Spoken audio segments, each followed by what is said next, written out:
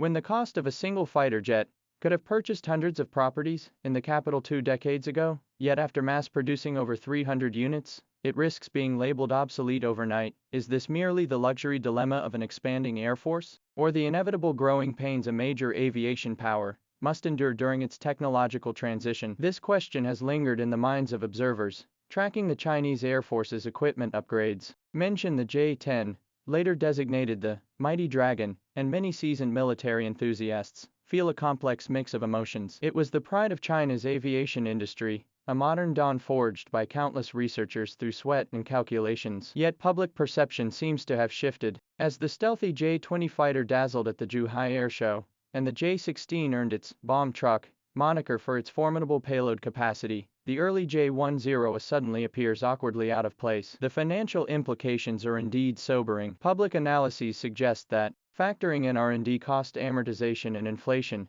the J-10's unit cost exceeding 200 million yuan is not unfounded. The PLA Air Force procured over 300 J-10s in that era, along with weapons and training systems, representing a state investment of hundreds of billions of yuan. Yet shortly after the J-10 achieved operational capability, the technological trajectory of air combat seemed to be fast-forwarded. The emergence of the J-20 directly ushered in the era of stealth. Against this backdrop, the early J-10 indeed appeared somewhat inadequate. Its mechanically scanned radar lagged significantly behind the active phased array radar of the later J-10C in multi-target tracking and anti-jamming capabilities. This state of being neither fully utilized nor easily discarded gave rise to the chicken rib metaphor. Before the Russia-Ukraine conflict erupted, many even proposed retiring these mid-career fighters to museums early. But war remains the ultimate teacher. When Russia's advanced fighter jets, lacking precision-guided munitions, were forced to carry conventional bombs on low-altitude penetration missions, and were consequently shot down repeatedly,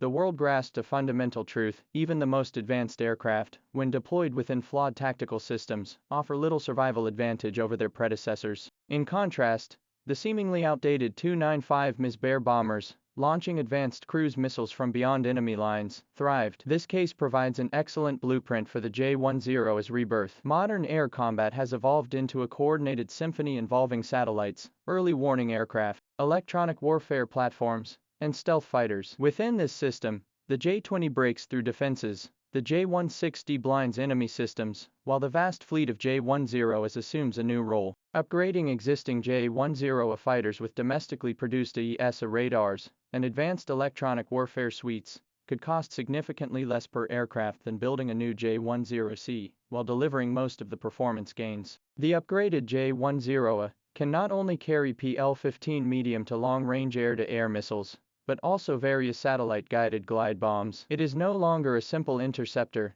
but has transformed into a versatile aerial weapons platform capable of executing multiple missions. More importantly, there are over 300 of them in service. In modern high-intensity conflicts, stealth fighters remain scarce assets, and suitable for low-threat patrol duties. This is where the J-10's value shines. It can conduct extended combat air patrols over secondary battlefields, or areas cleared by J-20s on the front lines. Its sheer numbers grant the Chinese Air Force formidable battlefield endurance and rapid combat replenishment capabilities. The crux of the matter now is no longer whether to upgrade, but how to upgrade. Let's first break down that seemingly massive upgrade bill. Under the most aggressive plan, deeply modernizing all 300-plus aircraft, the cost per unit would skyrocket. Multiplied by the 300 aircraft base, the total investment would soar to hundreds of billions of yuan. This same sum could instead procure over 100 brand new fourth-and-a-half-generation J-10C fighters. If allocated to J-20 production, it would dramatically accelerate the expansion of the stealth fighter fleet. This highlights the core decision-making logic. Military budgets are finite, and every penny must be spent where it matters most. But this doesn't mean those 300-plus J-10s are scrap metal. Quite the opposite.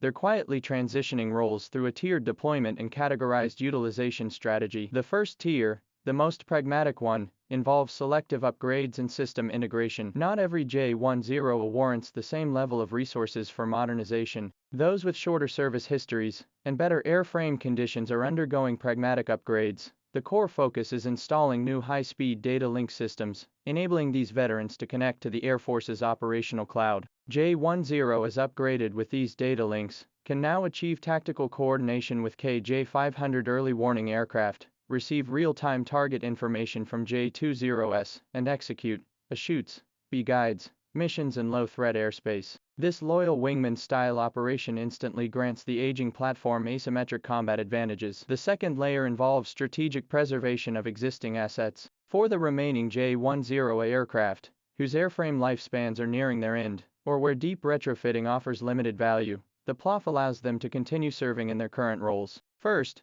routine combat readiness patrols. J-10 is suffice for most low-intensity interception missions, eliminating the need for J-20 deployment every time. Second, serving as Blue Force adversaries in exercises, simulating hypothetical enemies to hone the tactical skills of J-20 and J-16 pilots through high-intensity combat scenarios. Third, they serve as advanced trainers, allowing new pilots to gain experience on authentic high-performance jet aircraft. The third layer, and the most intriguing one, is their role in dominating the international military trade market. While many still debate whether the J-10A is a liability, the international market has already cast its vote of confidence with real money. In late 2025, news shook the Asia-Pacific region. Indonesia officially confirmed its purchase of Chinese J-10 fighters. Intriguingly, Indonesia opted not for the brand-new J-10CE, but for upgraded second-hand J-10A aircraft. Indonesia's defense minister explicitly stated that the J-10S would soon appear in Jakarta. This order reflects exceptionally shrewd economic calculations.